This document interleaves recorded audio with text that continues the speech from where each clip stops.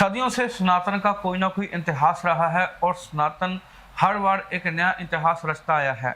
ऐसे ही हर मंदिर का कोई ना कोई इतिहास होता है। उस मंदिर को स्थापित करने के पीछे कोई ना कोई वजह होती है। इसी बीच हमारे पास आज मौजूद हैं श्री लक्ष्मी नारायण धाम मंदिर के संस्थापक और मुख्य सेवादार स्वामी श्रीनिवास आचार्य जी महाराज, जो कि विश्व हिंदू परिषद के धर्माचार्य प्रमुख और अर्चित पुरोहित प्रमुख की सेवा भी निभा रहे हैं। तो हम आज स्वामी जी आपसे यही जानना चाहते हैं कि श्री लक्ष्मी नारायण धाम मंदिर, मुझे लगता है कि पंजाब में 2-4 मंदिर बड़ी मुश्किल से होंगे। इसका महत्व क्या है लक्ष्मी नारायण का? इसकी स्थापना क्यों की गई और जहाँ पर अगर कोई श्रद्धालु आता है तो उनको क्या विशेष मिलेगा? देखो, बहुत बहुत अच्छा आपने जो है प्रश्न किया सोनू भाई साहब। आपके मीडिया के माध्यम से, चैनल के माध्यम से बहुत लोग श्रवण करेंगे और करते रहे हैं। देखो, आपने बहुत अच्छा पूछा। जब मैंने सोचा कि आसपास कहीं भी लक्ष्मी नारायण जी का मंदिर नहीं है तो मेरे मन में विचार आया कि क्यों ना लक्ष्मी नारायण धाम मंदिर बनाया जाए,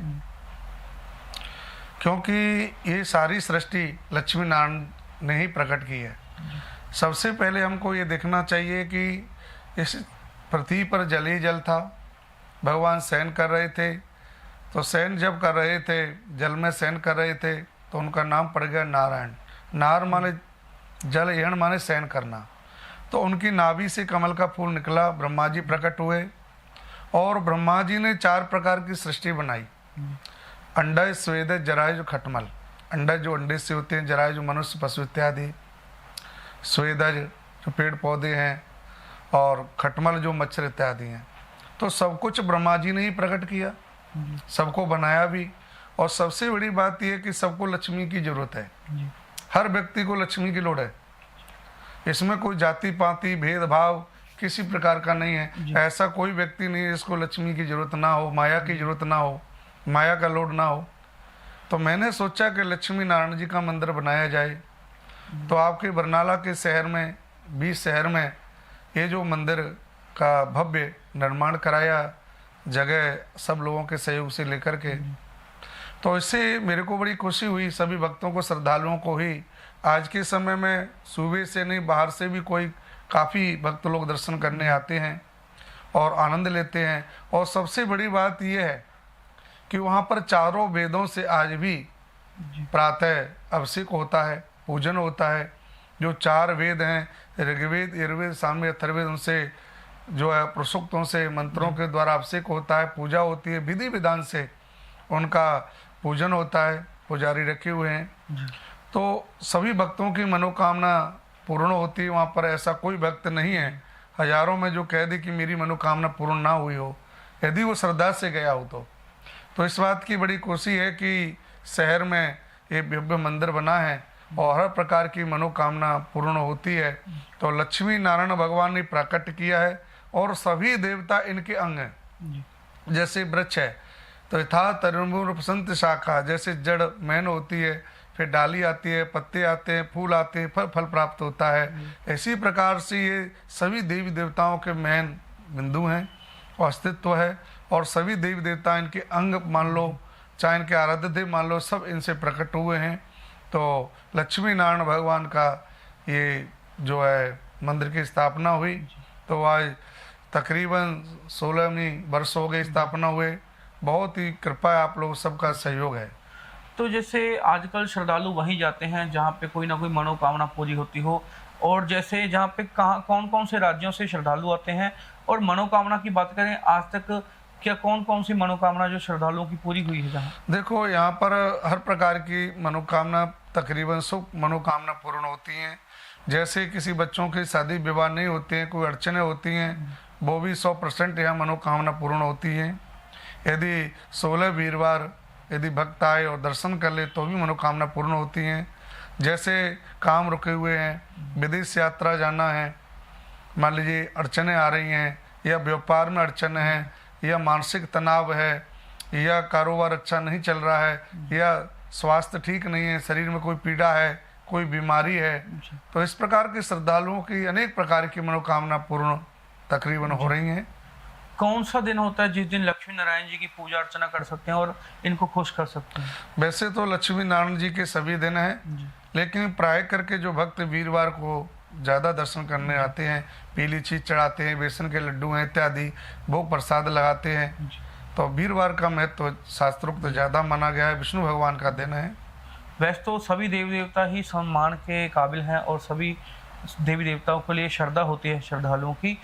कह सकते हैं कि जैसे हम एक शब्द बोलते हैं कि हाथी की पैड़, यानी कि जिसने ब्रह्मा जी को खुश कर लिया, पूरी सृष्टि को खुश कर लिया, तो कह सकते हैं कि जिसने लक्ष्मी नारायण जी की पूजा कर ली, इस मंदिर में आके मनोकामना पूर्ण कर ली, तो सभी देव देवता उनको आशीर्वाद देते हैं। हाँ जी, जैसे आपके घर का मुखिया प्रसन्न है तो वो सबको प्रसन्न रख देगा। यदि आपके घर के मुखिया का सम्मान नहीं है, बच्चों का सम्मान, तो वो कहेंगे हमारे बुजुर्गों का सम्मान तो हुआ नहीं। तो इसी प्रकार से यदि विष्णु भगवान प्रसन्न है तो जितने 33 कोटि देवी देवता हैं सब प्रसन्न हो जाते हैं, क्योंकि ये सब विष्णु भगवान ने सृष्टि बनाई है और विष्णु भगवान के द्वारा ही सब देवता प्रसन्न होते हैं, उनका आशीर्वाद लेते हैं। तो इसलिए विष्णु भगवान और लक्ष्मी की ये स्थापना की गई। और मैं तो आपके माध्यम से कहूँगा कि इसमें वहाँ पर कोई भेदभाव नहीं है, न वहाँ कोई जाति पाति का भेद है, न किसी प्रकार का कोई राजनीतिक भेद है। जो भी कोई श्रद्धालु आएगा सबका वहाँ बराबर सम्मान होता है और आशीर्वाद प्राप्त होता है। ये आप सबके सहयोग से यहाँ पर बहुत भव्य मंदिर का निर्माण है। और आपको एक खुशखबरी और सुनाते हैं कि अभी हाल में वहाँ का भागवत भवन का निर्माण कार्य, मैं वही आपसे पूछने वाला था कि हम देखते हैं कि बरनाला में जितने भी मंदिर हैं तकरीबन ज़्यादातर बाजारों में बने हुए हैं और उन मंदिरों के पास जगह इतनी है कि मंदिर ही बड़ी मुश्किल से बने हुए हैं। अगर मंदिर अंदर से खुले हैं तो बाहर पार्किंग की व्यवस्था नहीं है।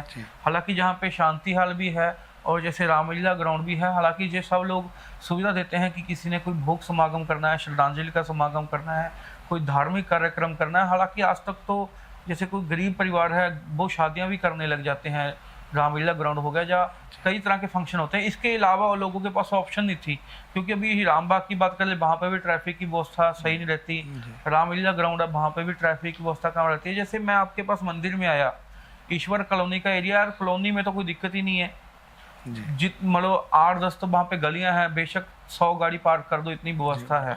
तो जैसे आपने वहाँ पे बड़े ही अच्छे समय पे निर्माण देख रहे हैं, चल रहे हैं कि श्री लक्ष्मी नारायण भागवत भवन, ये भागवत भवन किस लिए बनाया जा रहा है और कितनी जगह में बना हुआ है और क्या शहर के लोगों को इसका फायदा होगा कोई? देखो जी, शहर के लोगों को बहुत फायदा होगा। जैसे कभी की अन्यत्र जगह नहीं मिल पाती, कभी कोई किसी कारणवश क्योंकि संख्या बढ़ रही है, तो शहर के लोगों को तो 100% फ़ायदा मिलेगा, आसपास के लोगों को भी मिलेगा, कॉलोनी वासियों को, आसपास जो कॉलोनियाँ हैं उनको भी फ़ायदा मिलेगा। इसमें भागवत भवन का निर्माण तकरीबन पूर्ण होने जा रहा है। इसमें 1000 व्यक्तियों की बैठने की सुविधा भी है। और आपके माध्यम से बताएं कि सबसे अच्छी यह बात है कि इस भवन के लिए कोई शुल्क नहीं रखा गया। कोई भी आए अपना धार्मिक आयोजन करें तो उनके लिए भवन खुला है। तो उसमें जो है बैठने की व्यवस्था भी उत्तम है, लाइट पानी की सुविधा भी है। और पार्किंग की बात रही तो पार्किंग के लिए तो सबसे उत्तम बात है, हर जगह समस्या पार्किंग की आती है, तो गाड़ी की पार्किंग की सुविधा बहुत ही अच्छी है, चाहे कितनी भी गाड़ियाँ हों सबकी सुविधा है। तो मेरा मन तो इसलिए खुश है कि आप भागवत भवन इसलिए रखा है क्योंकि मंदिर में हर साल भागवत होती है। अभी भी 11 अगस्त को भागवत होने जा रही है, जो कि 4:30 बजे गीता भवन से शोभा यात्रा निकलेगी और 12 से 18 कथा, 19 को भोग भंडारा है। तो सायंकाल जो कथा 3 बजे से 7 बजे के मध्य होगी। तो आपके माध्यम से सब भक्तों का आह्वान भी करते हैं कि कथा में आएँ और श्रवण करें, और जो जजमान बनना चाहें श्रद्धा अनुसार बन सकते हैं। सभी के लिए यहाँ पर मतलब आयोजन किया जा रहा है कल्याण के लिए। तो भागवत भवन से तो 100% ही लाभ मिलेगा, चाहे किसी प्रकार के धार्मिक आयोजन हैं वो निःशुल्क किए जाएंगे, कोई हमने शुल्क नहीं रखा, नहीं रखना है।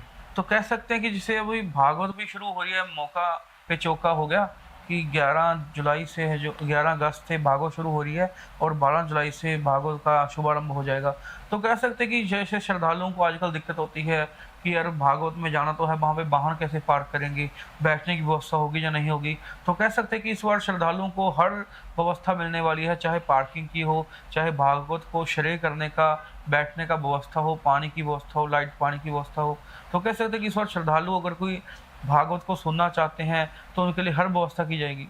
हाँ जी, हर व्यवस्था की जाएगी श्रद्धालुओं के लिए, क्योंकि ये बनाया ही श्रद्धालुओं के लिए है। जैसे अभी कावड़ आएंगी तो उनके लिए भी यहाँ पे उत्तम व्यवस्था है, वो भी ठहरने की व्यवस्था, उनकी भी सेवा की व्यवस्था है। चाहे वो भागवत कोई आयोजन कराएं, चाहे वो जगराता कराएं, चाहे किसी भी प्रकार का कोई धार्मिक आयोजन हो, सनातनी आयोजन हो किसी प्रकार का, तो उनके लिए सारी सुविधा वहाँ पे स्टेज वगैरह बनी हुई है प्रॉपर, और वहाँ फ्लैश बाथरूम की व्यवस्था है, कमरे की व्यवस्था है, हर प्रकार की वहाँ सुविधा की गई है जी। वैसे तो श्रद्धालुओं की श्रद्धा हर जगह होती है, पर कई जगह ज़्यादा हो जाती है। तो उस कारण से क्या होता है कि कुछ मंदिर जो ऐतिहासिक होते हैं, जिनका कोई महत्व होता है, वो पीछे रह जाते हैं।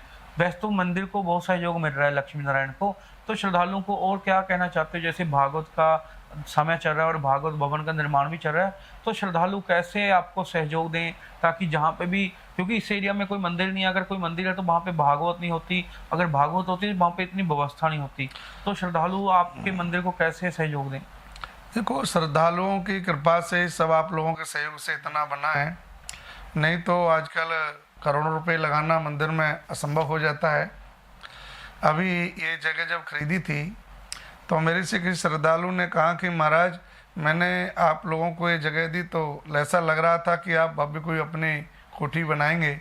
मैंने की कोठी नहीं बनानी, इसमें परमात्मा की कृपा हुई तो इसमें कोई बड़ा भव्य हॉल का निर्माण होगा, जो आज तकरीबन पूर्ण होने जा रहा है।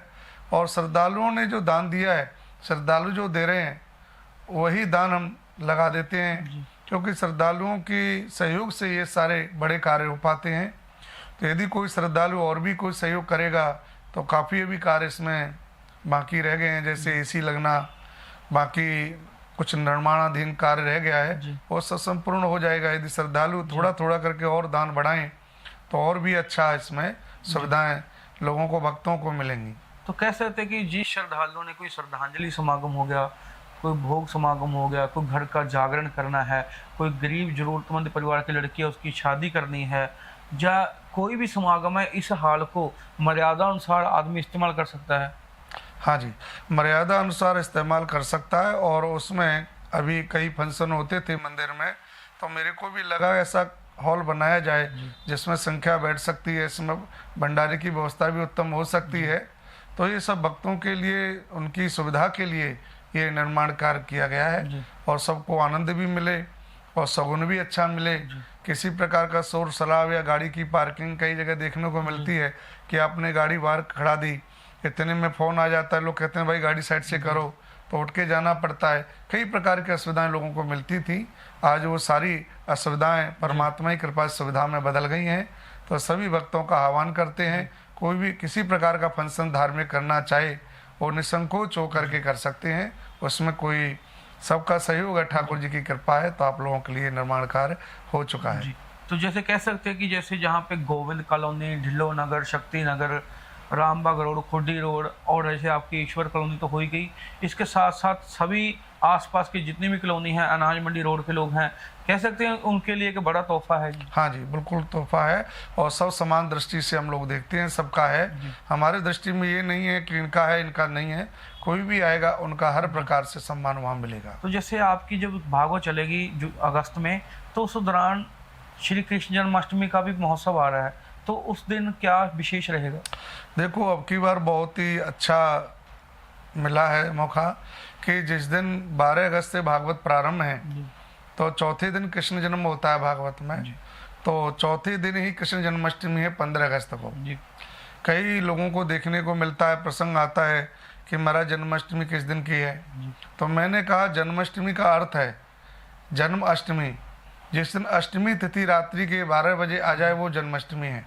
तो अब की बार 15 अगस्त को अष्टमी तिथि रात्रि के 12 बजे है, और रात्रि के 12 बजे ही भगवान का प्राकट्य हुआ था। भाद्रपद मास कृष्ण पक्ष अष्टमी तिथि बुधवार रोहिणी नक्षत्र रात्रि के ठीक 12 बजे भगवान ने अवतार लिया था।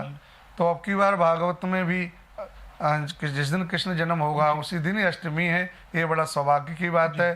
तो आपके माध्यम से सभी श्रद्धालुओं को, भक्तों को ये बहुत बड़ा मौका मिलने वाला है। तो जैसे स्वामी श्रीनिवास आचार्य जी महाराज श्री लक्ष्मी नारायण धाम मंदिर के प्रमुख और संस्थापक, जिन्होंने बताया कि मंदिर का क्या महत्व है, और दूसरी बात की हमारे सनातन में पहली बार ये चीज़ हो रही है, क्योंकि ज़्यादातर ये चीज़ सभाओं में होती थी, संस्थाओं में होती थी, लेकिन मंदिर के इतिहास में ये चीज़ पहली बार हो रही है कि भागवत भवन, मैं कह सकता हूँ कि आसपास के ज़िले में भी ये चीज़ बड़ी मुश्किल से होगी कि भागवत भवन बन रहा है, जहाँ पे भागवत तो होगी ही होगी 12 अगस्त से। इसके साथ साथ आप जितने भी धार्मिक समागम हैं वो कर सकते हो, श्रद्धांजलि समागम वो कर सकते हो। इसके साथ साथ अगर कोई गरीब ज़रूरतमंद बेटी है, उनके शादी समागम के अलावा आप घर का हर खुशी और दुख का समागम है जो इस भागवत भवन में इसकी मर्यादा अनुसार कर सकते हो, जहाँ पे आपको हर सुविधा मिलेगी। और जैसे जैसे श्रद्धालुओं की श्रद्धा बढ़ेगी, सुविधा बढ़ती जाएगी। और पार्किंग की व्यवस्था के लिए बहुत अच्छी व्यवस्था है, क्योंकि ईश्वर कॉलोनी है, हर गली है, जो सड़कें हैं वो खुली हैं, और हर चीज़ तरह की पानी और सीवरेज की व्यवस्था भी है। ये सुविधा दी तो हम चाहते हैं कि श्रद्धालु इसका विशेष तौर पर फ़ायदा उठाएं और इसको ज़्यादा से ज़्यादा इस्तेमाल करें, ताकि लोगों का जो लाखों का खर्चा होता है वो घरों का वो बच सके, और एक ज़रूरतमंद परिवार अपनी ज़रूरत को पूरा करके अपने घर का सुख दुख का समागम वो मना सके। तो इन्हीं शब्दों के साथ आपसे लेते हैं इजाज़त। जय श्री राम, जय श्री कृष्ण। जय